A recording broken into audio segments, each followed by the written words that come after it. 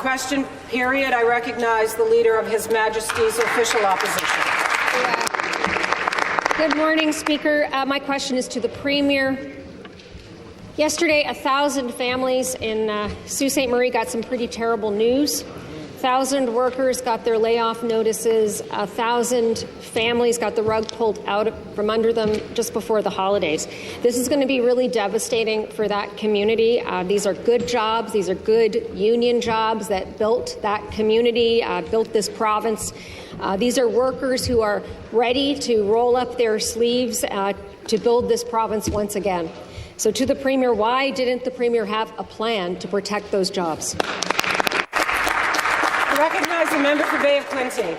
Thank you, Madam Speaker, and thank you to the Leader of the Opposition for the question. I want to start today by saying that we are not only thinking about those 1,000 workers and their families in Sault Ste. Marie, but we are working tirelessly to support them. We will be dispatching a power centre immediately to Sault Ste. Marie to make sure that those workers have the support and the retraining that they need to find new opportunities. But, Madam Speaker, make no mistake about it, President Trump is coming for our steel jobs, our lumber jobs, our manufacturing jobs. He wants to see all of them shipped down to the United States, and Algoma Steel is on the front line of that battle with crushing 50% tariffs that block market access to the United States, where they derive 60% of their revenue. That's why we stepped forward with the Protect Ontario financing program that supplied $100 million of support to that company when they needed it the most. And the very frustrating thing on this side of the House is that that party likes to talk about support for workers, support for manufacturers, but every time we put forward a measure, they vote against it. You can't just talk about supporting workers, you have to be about supporting workers, and we are going to support those workers in Sault Ste. Marie. Back to the Leader of the Opposition for supplementary. Wow. Let me tell you, the workers want paychecks, not handouts, Speaker.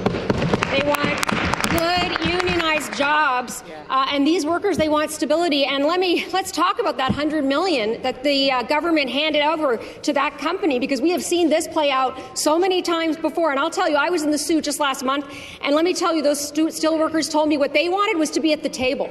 They wanted to be at the table themselves, but instead what happens every single time, just like every other time, the Premier sits down with the bosses, he hands them the paychecks while they hand the workers the pink slips. That's what happens. So my question to the Premier is, why did the Premier hand $100 million taxpayer dollars over to a company without any guarantees that they would save those jobs?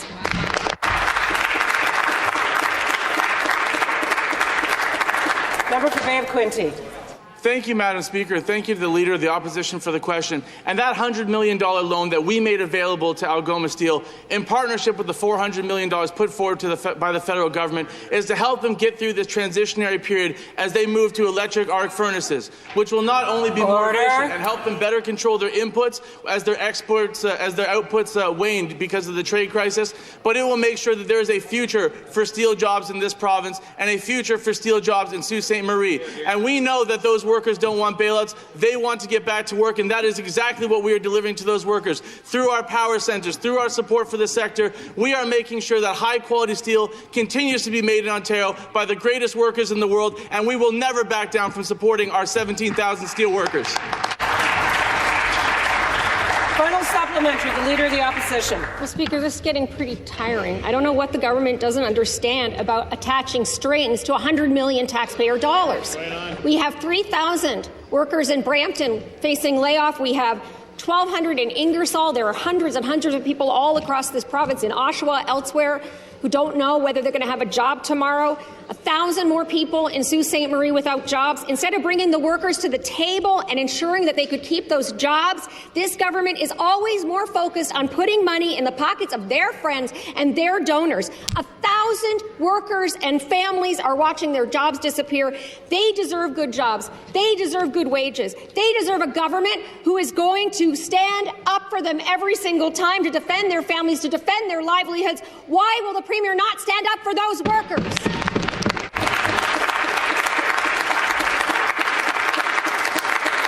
The member for Bay of Quinte. Madam Speaker, the statement that member just made was so manufactured she might qualify for a tax credit. But unfortunately, she would vote against that tax credit, just like you vote against the Ontario-made manufacturing investment tax credit, just like you voted against the Ontario Trade Together Fund, just like you voted against the $30 billion package of support that we have put forward to protect workers, to protect industries, to make sure that our jobs are not shipped down to the United States. These workers knew that this was a big opportunity to make sure that steel production continues in Sault Ste. Marie. We know how important it is to that community. We made the investment to guarantee the future of high-quality steel made in Ontario, made in Sault Ste. Marie, and we have secured the future of that industry. Order. Question.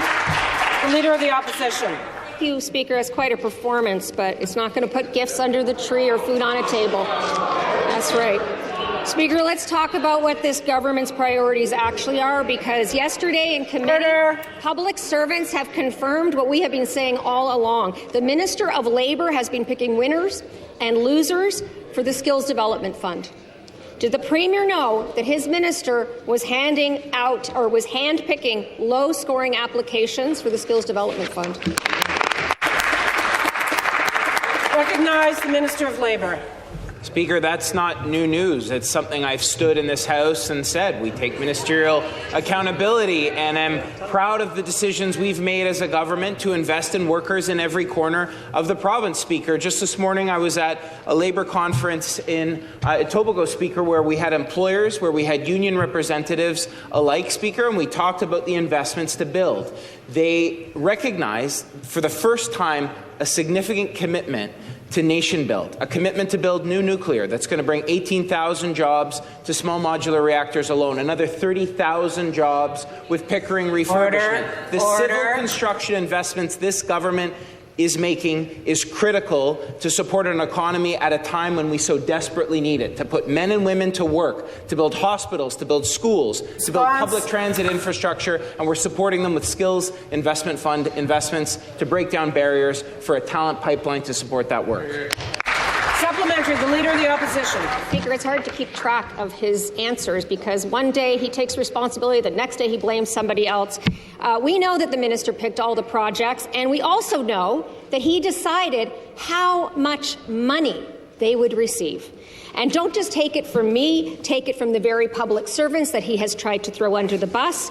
$2 million to the Premier's family dentist, $7.5 million to Keel Digital Solutions, that's the company that's connected to the Paris Groom. We're following along here. $10 million to the Premier's favourite nightclub owner, more than $100 million to the clients of the Premier's campaign manager. You're all seeing this, right? Aren't you? You're seeing this too. Can the Premier explain what direction he gave to the Minister of Labour to hand out these grants? Minister of Labour.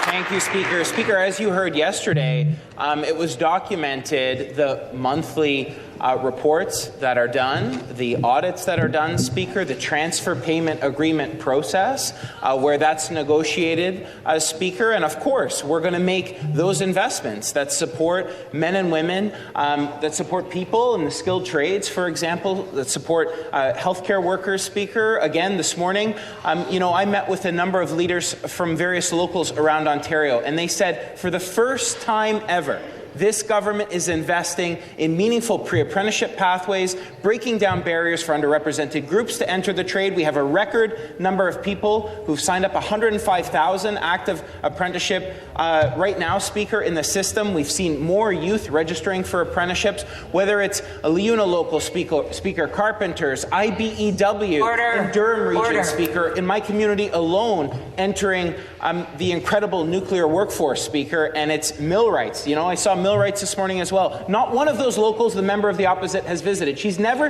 taken the time to talk to a single worker that's benefited from this fund, Speaker. She's just politicizing it. Final supplementary.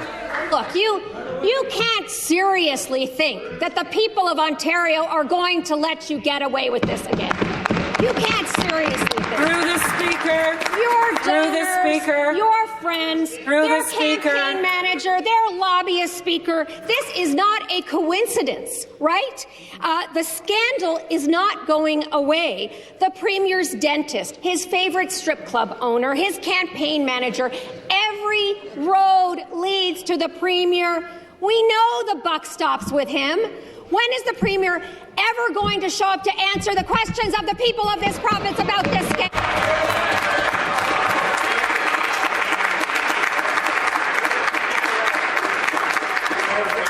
This is the third day in a row.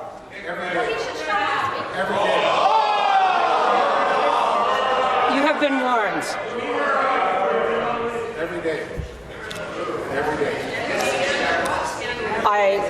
Do you want to answer that? I recognize the Minister of Labour. Thank you, Speaker. Happy to. Yesterday, Speaker, we saw officials talk about the continuous improvement of the Skills Development Fund that was established in the wake of a global pandemic to get people back to work, to get them back to the office, Speaker. And a key tenet of this government, something we took to the people just a few months ago, was a commitment to build a stronger Ontario. Again, the member opposite has never visited one of the local training centres that have benefited, one of the local unions, the men and women who are building a stronger Ontario, Speaker. As I said, in the nuclear sector, the incredible investments to support homes and infrastructure. You know, Speaker, in my community alone, we see historic investments in wastewater treatment plants, in trenching and shoring to ensure that we have the critical sewer trunks needed to support new homes. This is specific things needed to support a growing Ontario. It's a shame she couldn't be bothered to visit the local of any of those local unions that are actually doing the work benefiting from the Skills Development Fund. Question. I recognize the Leader of the Third Party. Thanks very much, Speaker. My question is for the Premier.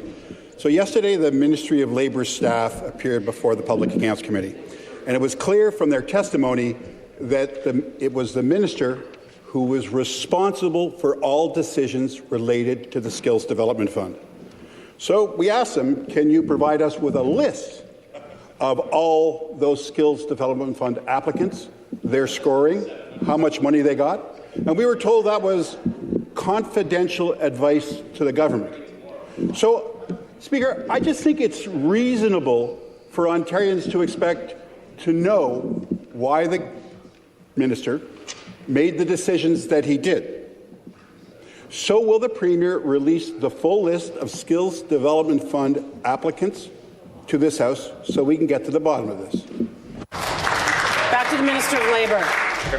Speaker, I appreciate the great work that officials in our ministry do each and every day to support our labour sector, to support men and women in training across Ontario, Speaker, and the work that was done yesterday to explain the important work of this fund, Speaker. And of course, the minister makes decisions, Speaker. Who else in the ministry would, Speaker? And we're doing it to support men and women of Ontario, Speaker. When he asked about priorities, we talked about priorities that we took to the people. A priority to build, to protect workers, a priority that's going to actually build hospitals, that's going to build new nuclear plants that they wanted to close down, Speaker. A priorities that's going to ensure we have the infrastructure to support homes, priorities to build new schools, new hospitals. It's men and women supported by Skills Development Fund that are getting the job done, Speaker. And I would ask that member, I would encourage him, visit one local, talk to one of the programs, actually talk to the apprentices that are benefiting, Speaker, because it's changing their lives. It's giving them access to better training for a better job with a bigger paycheck. The Leader of the Third Party.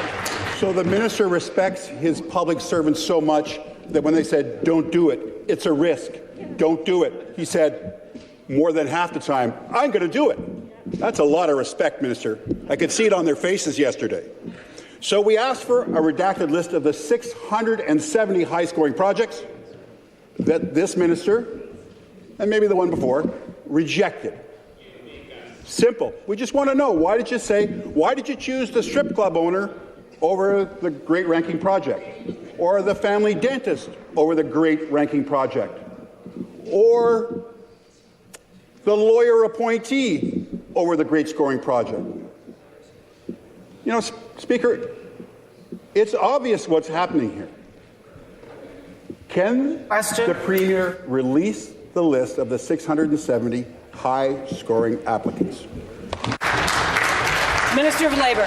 Thank you, Speaker. In fact, when I became minister, we released the full list of all SDF recipients from round 1 to 3, and we continue to. And Speaker, just go look at Newsroom. We've publicly announced every single SDF recipient, Speaker, and the incredible work that they're doing. And, I think to some important partners, this morning at that conference, we talked about the value of work that Oaks Revitalization's done. Mark, Tanalia, Joe, for example, two people doing incredible work, offering second chance for men and women in the construction sector, for people who want access to better training, Speaker. And we visited them. We've seen their program that's supported through the Skills Development Fund. It's getting people on job sites. And then I've often reflected on the BridgeCon project that I visited 2 weeks ago, where I met one of their graduates. These are real Ontarians getting better training, working. That member can't even name one because he's never bothered to actually visit the sites to see the incredible work being done, Speaker. It's changing lives.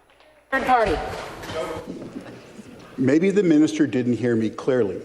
I asked for the list of the 670 high-scoring applicants who didn't receive money. Who didn't receive money because maybe their work would have helped Ontarians get jobs. Right? Maybe that wasn't as important as rewarding a friend or an insider. There's 700,000 people in Ontario out of work. 1,000 of them in Sault Ste. Marie found that was going to be the case with them. It is incredible that this minister can't answer any questions. Simple, straightforward questions. So I guess my question for the Premier is, since you're rewarding your friends and insiders and donors, how do you look those unemployed Ontarians in the eye and say, I'm helping you, because you're not? Minister of Labour. Speaker, we are. 100,000 Ontarians have achieved employment within 60 days or less thanks to the Skills Development Fund. Find one program. One program.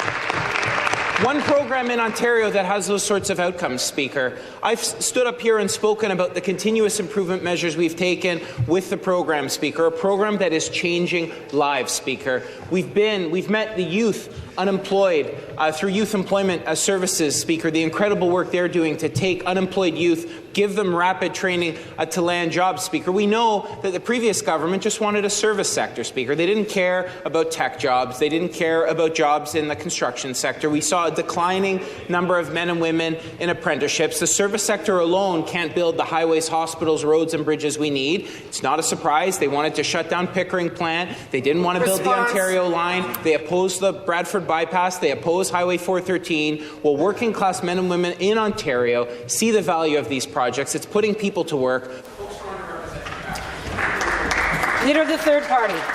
So my question is for the Premier. And yesterday at committee, Keel Digital Solutions and the fact that they got tens of millions of dollars, continue to get it while they were under forensic audit, came up. And it's still not clear how that could happen. And if the President of the Treasury Board wants to step in here, I'd really appreciate it. But what I want to know is, can the Minister or the Premier explain to us just exactly what checks were done for all the applicants of the Skills Development Fund? Minister of Labour. Thank you, Speaker. Speaker, as I said, and as the ministry officials highlighted yesterday, we work closely, Speaker. I take accountability for this program that has continuously improved over every successive round. Let's not forget, its origin stemmed from the pandemic, when people were literally dividing their families into social bubbles, and we were trying to get people back to work to kickstart this economy, to support the hospitality sector that was ravaged, Speaker, to kickstart construction projects, to support the incredible growth we need to see in this province. And now we're nation building, Speaker. We can no longer rely on our closest ally, who's launched an all-out assault on our steel sector, on our automotive sector, and we need to have a program that is there to rapidly support and train workers with better training for better jobs. And we've done it. And we've highlighted the programs. We've brought many of the recipients here, and 100,000 people have achieved employment within 60 days or less. The Auditor General spoke about the strength of the KPIs, about the strength of retraining. We're going to keep doing that for the people of Ontario. Leader of the third party. Yesterday, at the Public Accounts Committee, we asked the ministry staff about what background checks were done on Skills Development Fund applicants. And we know that they're now checking to see if there's a lobbyist or a consultant. It's a little late for that, but we know already. So that's not really much of a background check for us. It's not clear what background checks are being done. about the principals in companies, the companies themselves, any individuals involved with a skills development fund application. So I didn't hear an answer in the minister's last response. So can the minister please explain to us just exactly what background checks are being done? Minister of Labour. Thank you, Speaker. Speaker, as I've said before, the team reviews. We have thousands of applicants that come in through the Skills Development Fund. It's an oversubscribed program, speaking to its efficacy and the strength of the work that this program does, Speaker. The member referenced, we have a public registry, and we've taken steps, thanks to the recommendations of the Auditor General, to continue to improve the program. And I'm grateful for the officials in our department who are working with to implement those changes, Speaker. Changes for a program that has, as I said, helped 100,000 people find employment. In the North, the Ring of Fire, you've seen 2 announcements the Premier's made this past week, Speaker. We've helped people like Jennifer with the Common Core training. Jennifer with Musselwhite Mine, Speaker. She's now working up north. Members opposite laugh. They've never actually visited a mine. They've never actually gone to speak to the workers and speak to the folks being retrained. Why? Because they vote against every measure to unlock the potential of the Order. The Leader of the Third Party. $2 billion has gone out the door, and you think you might want to know who you're dealing with when you're sending that money out the door. It's part of assessing risk, knowing who you're dealing with.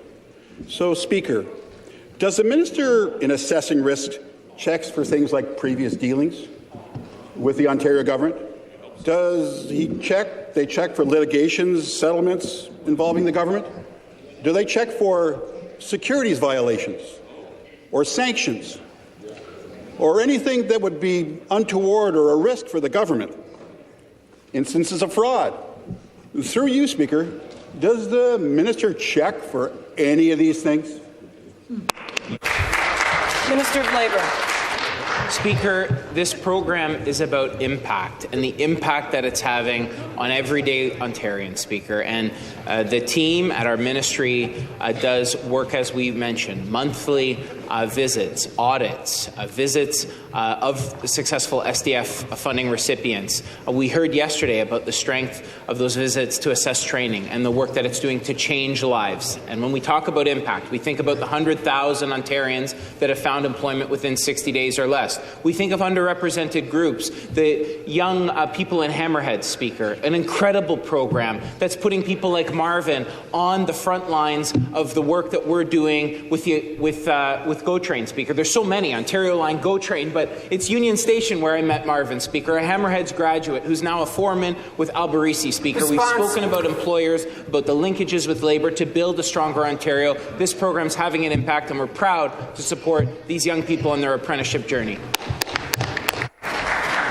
Question. I recognize the member for London West. Thank you very much, Speaker. My question is to the Premier. Speaker, thousands of jobs are being lost at Ontario colleges and universities across the province. Student services are being cut, hundreds of programs have been cancelled, and entire campuses are shutting down. In the middle of a trade war, this is hurting students, it is hurting communities, and it is hurting local economies. And it's only just beginning. A college president told me that without an urgent increase in government funding, everything will be on the table. More layoffs, more program cuts, more campuses closing. Speaker, what is this government's plan to deal with the $2.1 billion revenue loss facing Ontario universities and the $1.5 billion that our colleges need now to stay afloat? Response. I recognize the member for Mississauga-Malton. Thank you, Madam Speaker. Madam Speaker, the question has 2 components. I'm going to start with the first one, and I'm going to take the second one in the supplement. And before I start, I want to say thank you to all the educators and the students and the faculty at the colleges and university. Today, Ontario is strong because of strong partnership between this government and all of you. So thank you for that. Madam Speaker, the question had the first component talking about the funding. So I want to share with everybody, through you, Madam Speaker, in last 9 months alone, our government has invested nearly $1 billion with a B into public-assisted colleges and universities to fund over 100,000 more seats in programs that produce graduates to meet Ontario's market demands. This is not enough, Madam Speaker. We also included $750 million to fund 20,000 STEM seats annually, 75 in construction-related programs to fund 7,800 new seats. Madam Speaker, we are making these investments because we believe in strong future of Ontario, which is going to come through our. Back to the member for London West. Speaker, this member should know that Ontario provides the lowest per-student funding in all of Canada. Speaker, we are seeing college programs like culinary and hospitality closing down at Loyalist, George Brown, Confederation, and elsewhere. And at the same time, this government is funneling money through the Skills Development Fund to low-scoring private sector companies like Scale Hospitalities. Instead of investing in our public post-secondary system, we hear that this government is now floating the idea of making students pay more. Speaker, a funding formula review that only moves money around won't fix the problem. Will this government commit today to the increased per-student funding that our colleges and universities urgently need? Back to the member for Mississauga-Malton.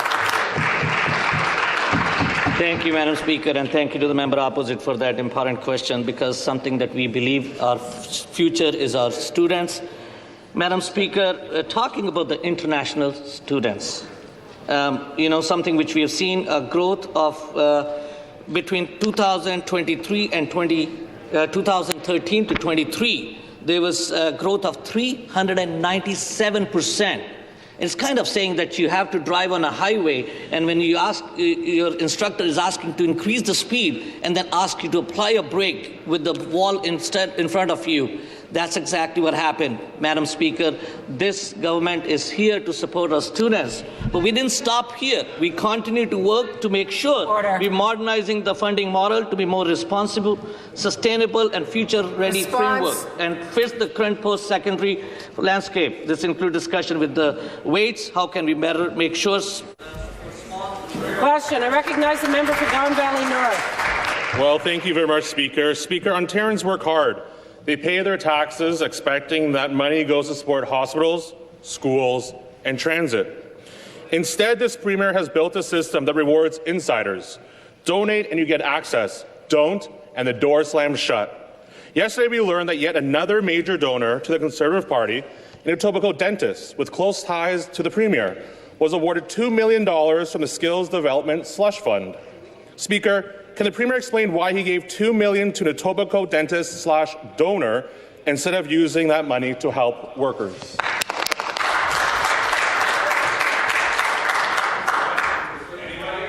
I recognize the member for York South-Weston.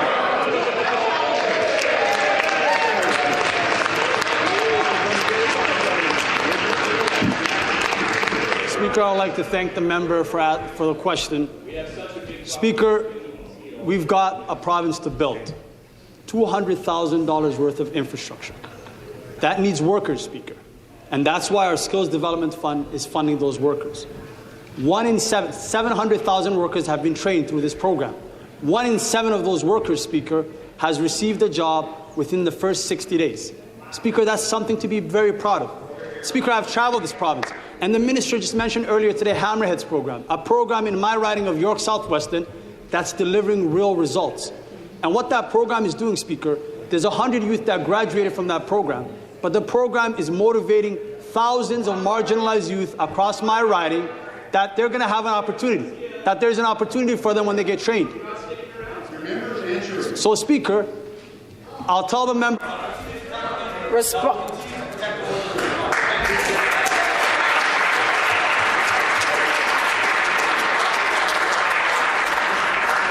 The Minister of Natural Resources will come to order. Back to the member for Don Valley North. Thank you, Speaker. Speaker, the minister still refuses to answer a question. Ontarians still don't know what criteria is used or what safeguards exist to prevent political interference. Well, Speaker, I guess no matter what it was, it clearly didn't work. And this matters, Speaker, because only a small handful only a small handful of dental companies in Ontario even received skills development funding. And at least 2 have direct ties to the Premier and to his party. Speaker, the other week it was $10.5 million to a Tory strip club owner. Today it's $2 million to a dentist in the Premier's inner circle. When will this disrespect for taxpayers finally end? Back to the member, York South-Weston. Speaker, I'd like to thank the member opposite, and I'd actually like to correct myself. It's actually $220 billion worth of infrastructure.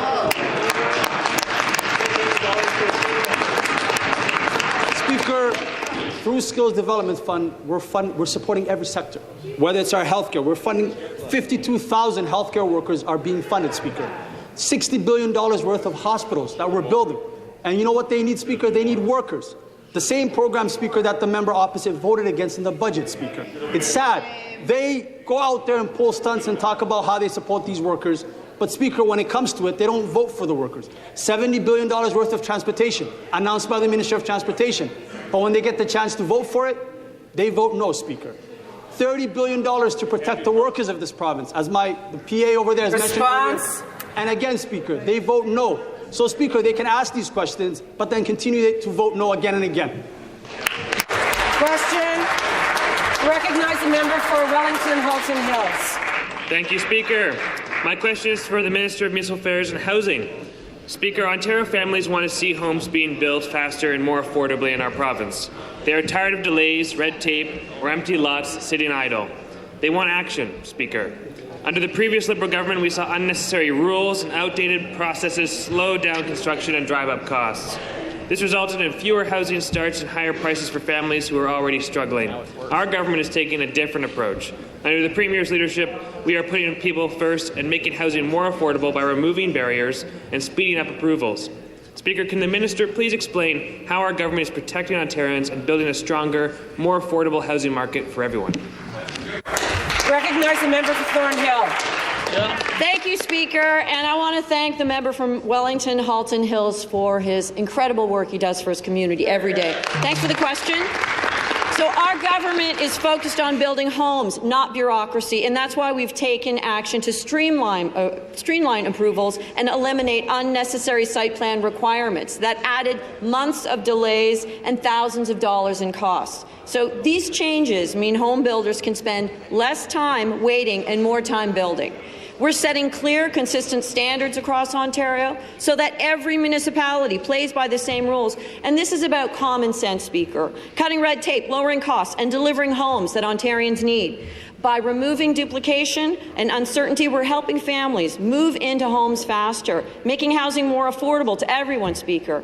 And we will not allow unnecessary rules to stay in the way of building homes for the people of Ontario. We're committed to ensuring every family has access to housing that builders can work on without unnecessary delay and confusion.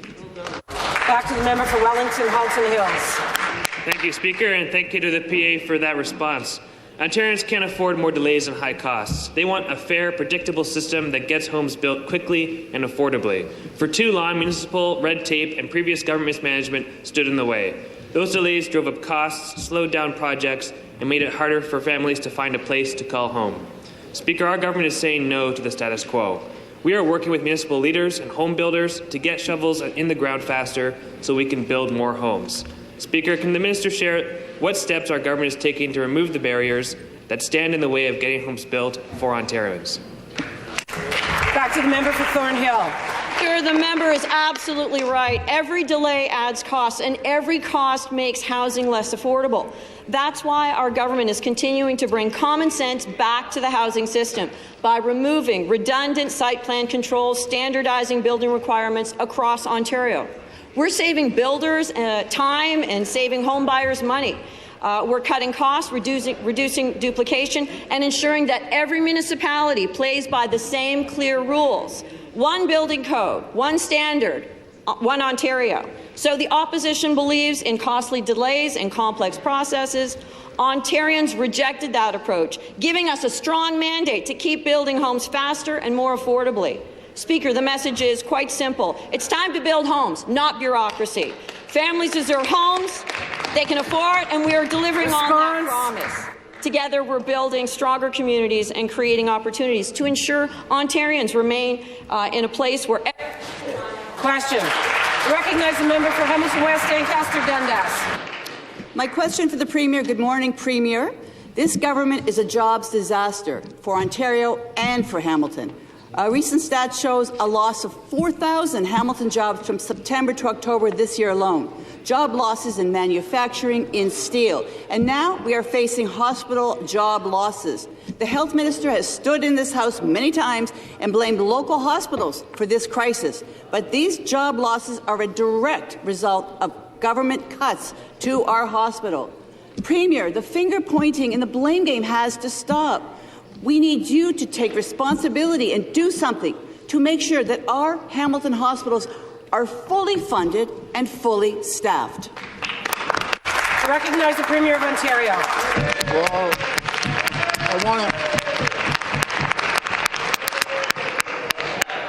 I want to thank the member from the Doom and Gloom Party that nothing can be built, and when we do build things, you vote against it. Let's go back to 2018 when the NDP and the Liberals destroyed our province, chased 300,000 jobs out of this province. Let's remind people that there's 1,080,000 more people working today than there was in 2018. Let's remind everyone that GDP was $825 million under your watch. It's $1.21 trillion. We've attracted $70 billion of investment here, creating hundreds and hundreds of thousands of new jobs, and you vote against it. You vote against the health care spending that we're doing. We've increased health care, hiring 100,000 nurses, 20,000 doctors, $60 billion in builds. But guess what? You don't believe in that. You believe in voting against the nurses, against the doctors, against the hospitals. Question. I recognize the member for Hamilton West, Ancaster Dundas. Premier, you must see that blaming hospitals is not the action that we need across the province. Blaming others and not taking responsibility is not the sign of a good leader. That's right. And this is not just a Hamilton problem. In fact, half of Ontario hospitals under your watch are dealing with deficits created by the negligence of this government all across Ontario. Communities like North Bay, like Niagara, are facing hospital job cuts. Hospital job losses hit real workers with families to support. It's almost Christmas. They hit patients who are already waiting too long in ER, waiting for a treatment, waiting for a bed. Question. And with flu season here, this is a disaster for the people of Hamilton and the staff who work so hard. Can you please tell the people of Hamilton what you, Premier, will do to prevent these job losses in Hamilton? Recognize the Premier through the Speaker. Well, Madam Speaker, let's talk about the healthcare system. We walked in 2018. It was a disaster, the healthcare. We went from $61 billion in spending up to $91 billion of spending, more than anywhere in the entire country, an increase of 50%. We added another 3,500 beds that they all voted against. And we're building new hospitals to add another 3,000 beds. There's nowhere in North America that is spending more on building new hospitals, putting additions on hospitals, making sure we pay for the doctor's education, never been done, making sure that we pay for the nurse's education, that's never been done. We've added medical seats. We're building medical schools. That's what we're doing, but you vote against it. So you aren't for the doctors. You aren't for the nurses. And do me a favor. Call any CEO of any hospital and ask him, is it better now or was it better under the doom and gloom?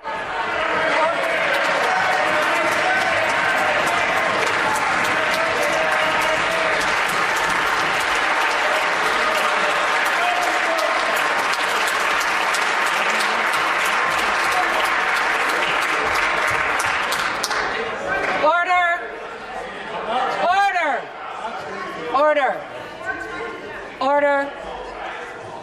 Question. I recognize the member for Canada Carleton. Speaker, when this government gets caught doing something they shouldn't, the familiar refrain seems to be nothing to see here. giving millions to insider friends and strip club owners and the family dentist, nothing to see here. When called out by the Auditor General for not being transparent or fair, nothing to see here. Listen, now we're seeing in Bill 46, Schedule number 5, the government is repealing the consumer protection legislation, which protects reward points earned by Ontarians, and replacing it with a regulation, which means the government then can easily cancel it at any time. Order. When questioned yesterday in this place, their response was, nothing to see here. Can the Premier tell the people of Ontario exactly how cancelling the consumer protections of the reward points could possibly help them? Response and recognize the Minister of Public and Business Service Delivery and Procurement. Thank you very much. And, when you speak in the House and you say information that may cause panic, you might have to take it back a little later. So I'm going to give you a suggestion. Maybe don't bring up this topic because you're going to have to walk it back. So let me explain. If you go in a house or an apartment building and you pull a fire alarm and the alarm goes off and everyone panics and run out, you know what? You're actually causing a problem. You're causing panic. You're causing people to be upset. You're moving emergency workers away from the job they're supposed to do. And that's what you're doing right now. Let me be very clear. It's on the record right here in the House. We are changing the consumer protection laws to enhance consumer protection, to give consumers the right to actually get a response when they lose points in the future. And I'll have more to say in the supplementary. Thank you. Supplementary. Thank you, Speaker. We all know that legislation provides the strongest protections because changes to legislation must be debated. Exactly. They must be consulted upon and normally discussed at committee, where difficult questions can be asked. Repealing the legislation and replacing it with a regulation means that it can be changed at any time with no notice, no debate, no questions, no transparency. Will the Premier do the right thing, protect Ontarians, and strike Schedule 5 from Bill 46? Yes. Response, Minister of Public and Business Service Delivery. Thank you, Speaker. And no, we will not strike that out because we're here to protect consumers. That's why we're not going to strike it out. Absolutely not. We're here to bring more protections to consumers. I'm on the record. It's in the House today. We are going to bring in measures to strengthen consumers. But if you want to talk about affordability, Speaker, let's look at what the Liberals have voted against in the past. They voted against cutting our gas tax. They voted against scrapping license plate fees. They voted against banning tolls, freezing driver's licenses. They voted against tuition cuts for students. They voted against doubling low-income payments to low-income seniors. They voted against the low-income tax credit. These are things that we brought about to help the people of Ontario. We've brought through countless pieces of legislation in this House to support consumers, whether it was banning nosies or Bill 194, and this legislation is a part of that, part of our government's agenda to further strengthen consumer measures right here in Ontario. Question. Recognize the member for Guelph. Thank you, Speaker. My question is for the Premier. The holidays are just around the corner, and across the province, people just paid their December rent. And far too many families will now have to choose between putting food on the table and buying gifts for their kids. Life is so unaffordable in Ontario right now that over 1 million people need help from a food bank. 1 in 3 are children. In Toronto, half the households going to food banks have a job, and 1/3 of them have 2 jobs. Bottom line is, your housing policies are making life unaffordable in Ontario. Speaker, why is the Premier making life harder and less affordable for renters and their children? Recognize the Attorney General. Madam Speaker, and I appreciate the question from the member opposite, but I don't understand the perspective that he's coming from, Madam Speaker. We have created 1 million jobs in this province since we started. We have made things more affordable. Rent is down lower than it has been in about 4 years, 40 months. We have put supports in place to protect the most vulnerable, Madam Speaker. We have made sure that people have the ability to get a job, get retrained, make sure that they have the chance to seek employment when they weren't able to otherwise. We've doubled funding to certain social services in the past couple of years, Madam Speaker. We've made it possible for people to work hard in this province and to get ahead. But we do have a challenge. We do have a challenge because of what's happening south of the border, Madam Speaker. We are all hands on deck over here making sure that we're protecting the people of Ontario, and we're not going to stop until we get the job done. Back to the member from Guelph. Wow, Speaker, that response is so out of touch with the reality that everyday people are facing right now in the worst housing market in Ontario history. There is no town in Ontario where people can afford average monthly rent, even when they're working full-time minimum wage jobs. Housing prices are at historic highs. Housing starts at historic lows. And yet this government continues to say no to all the solutions, legalizing multiplexes and mid-rises, protecting renters, building deeply affordable nonprofit and co-op homes. So, Speaker, I ask on behalf of families struggling to put food on the table, will the government prioritize hardworking everyday folks over big corporate landlords? The Attorney General. Madam Speaker, I actually don't know the voting record of the member opposite, but I suspect if I looked, he did not support waiving the HST on new homes, Madam Speaker, on purpose-built rental, and in the number of purpose-built rentals that we have increased over the last several years.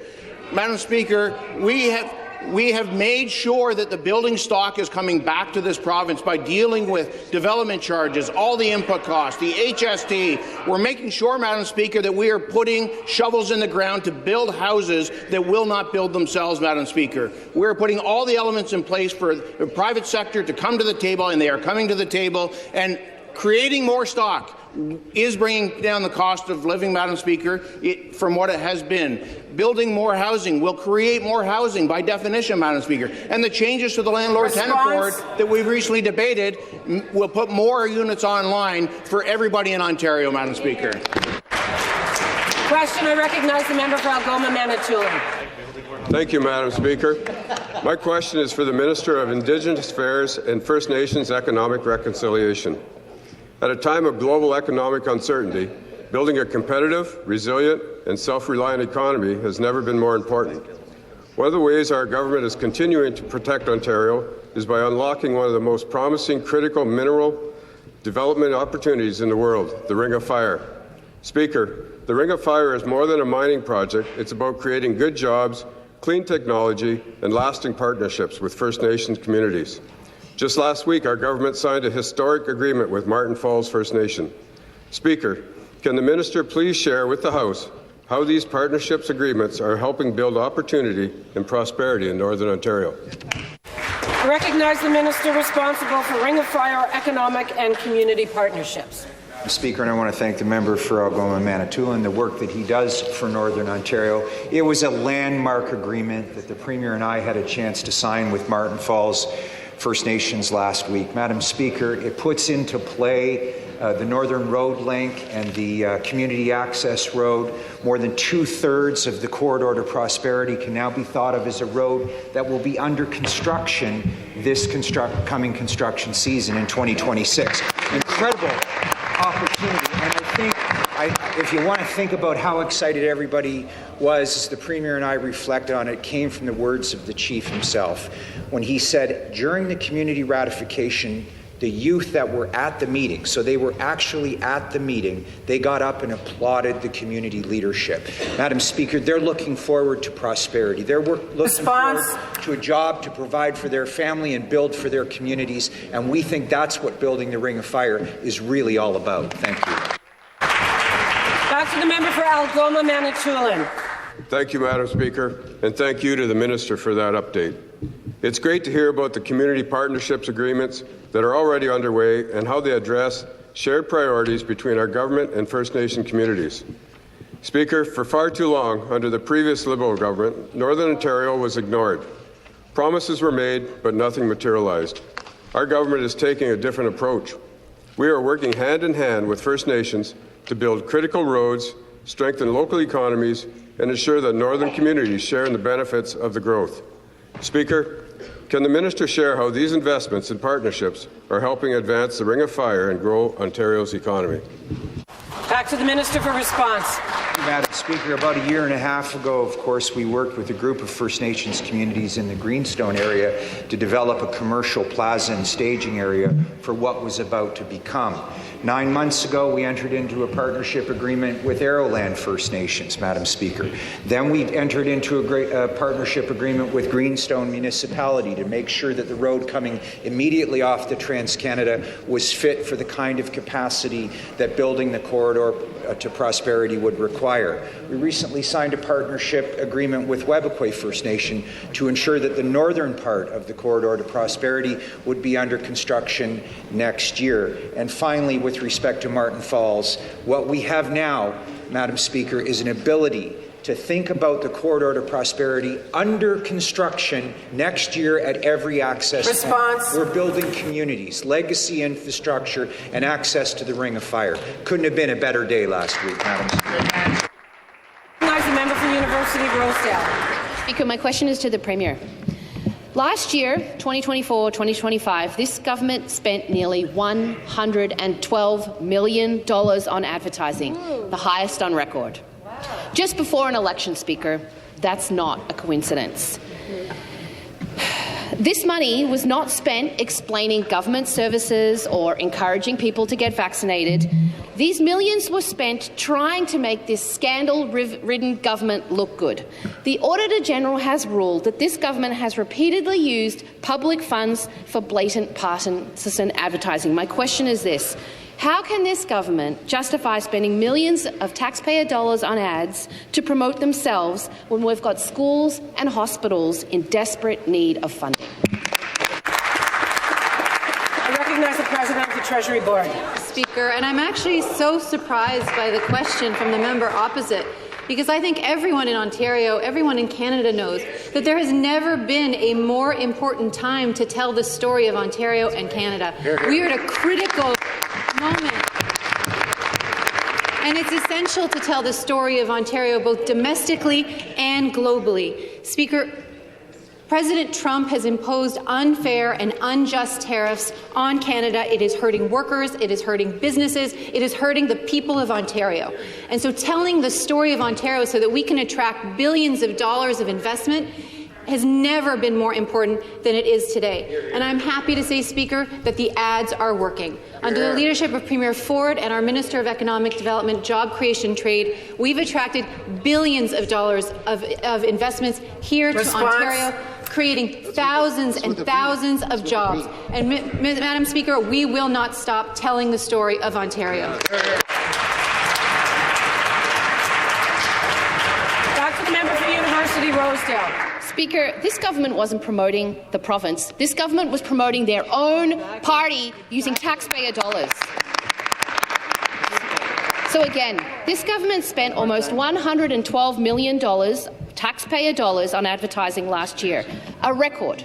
A record. That's millions of dollars that could have been used to fix our schools, to keep our emergency rooms open, or to invest in a real jobs plan. So my question is this. Why is this government spending millions of taxpayer dollars promoting itself instead of improving the lives of Ontarians?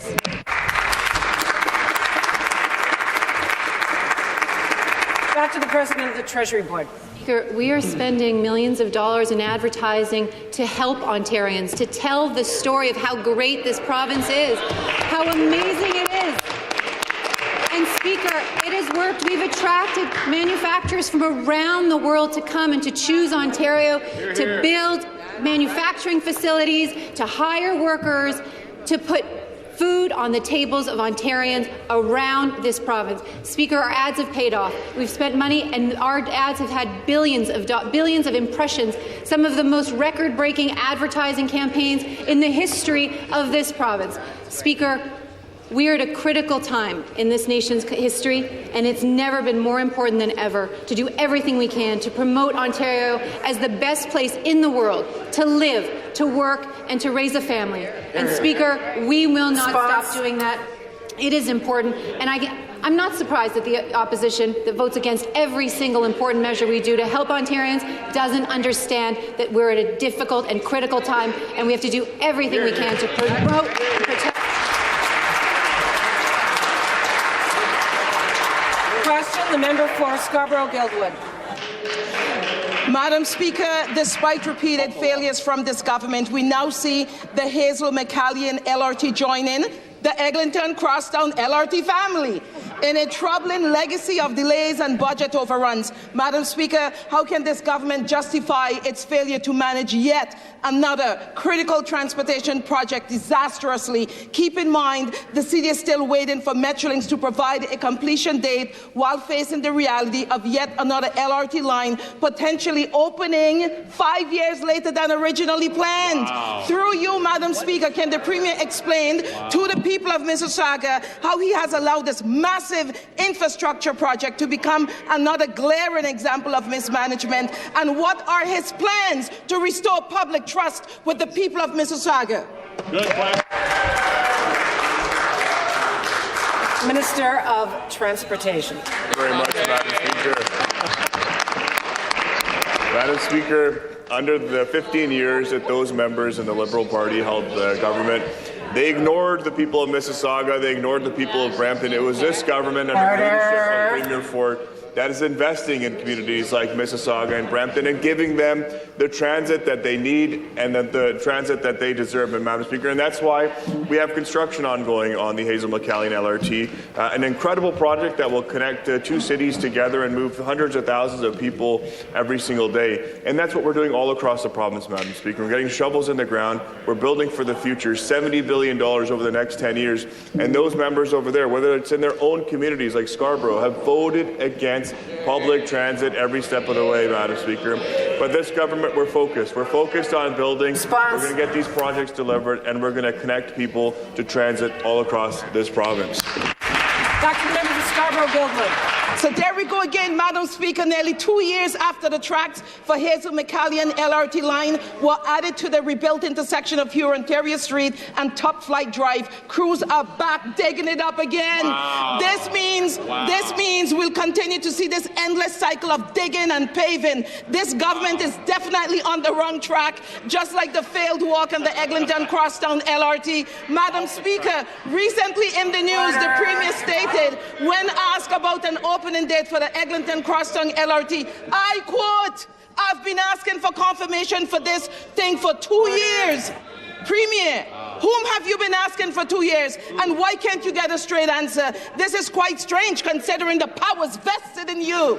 So through you, Madam Speaker, can the Premier tell us who needs to be removed from this file to ensure these massive transportation projects are completed on time and on budget?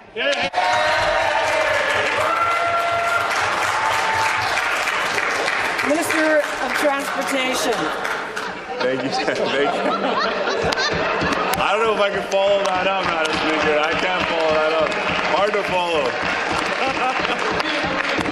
Madam Speaker, that's why we have a $70 billion plan committed to building public transit across this province. For 15 years, those members sat there, did absolutely nothing. They ignored the people of Scarborough for 15 years and didn't build the rapid transit, Madam Speaker. They ignored the people of Mississauga, Brampton, didn't build the LRTs. We're getting it done, Madam Speaker. They ignored the people of Hamilton, Madam Speaker. That's why we're investing in the Hamilton LRT. And, Madam Speaker, we're getting it done by delivering it in an affordable manner. That's why yesterday we renewed one fare for an additional 2 years, securing people and those who use these transit agencies $1,600 a year, Madam Speaker, ensuring that they don't have to pay two fares, they only pay one fare. I hope the members opposite vote to support those measures as they are tabled in the fall economic statement. Question. I recognize the member for Hamilton Mountain.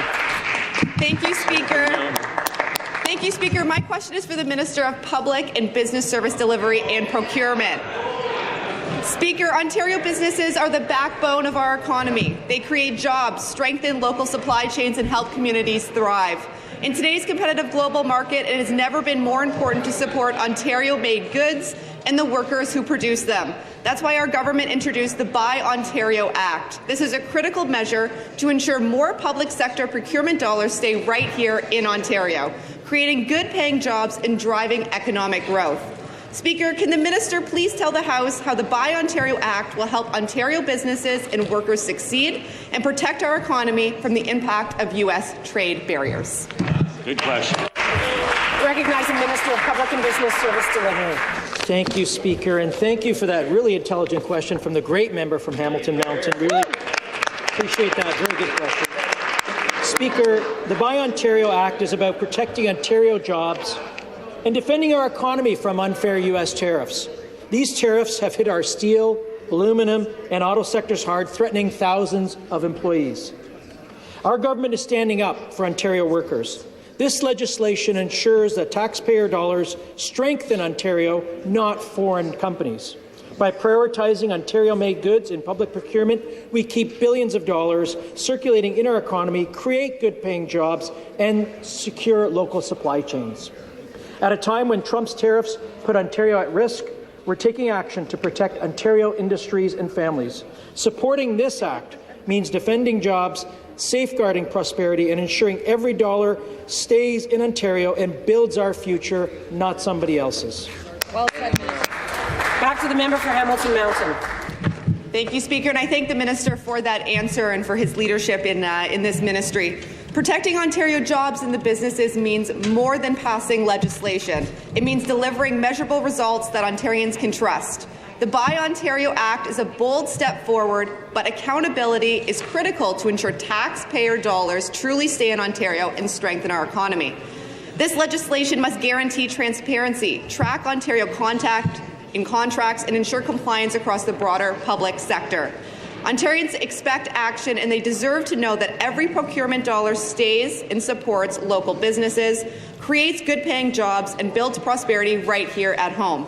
Speaker, can the minister tell us how this act will ensure real accountability and deliver measurable results that protect Ontario workers and strengthen our economy? Back to the minister for response. Thank you, Speaker. Speaker, accountability is the backbone of the Buy Ontario Act. Ontario spends over $30 billion annually on goods and services. This legislation ensures that those dollars protect Ontario businesses and jobs.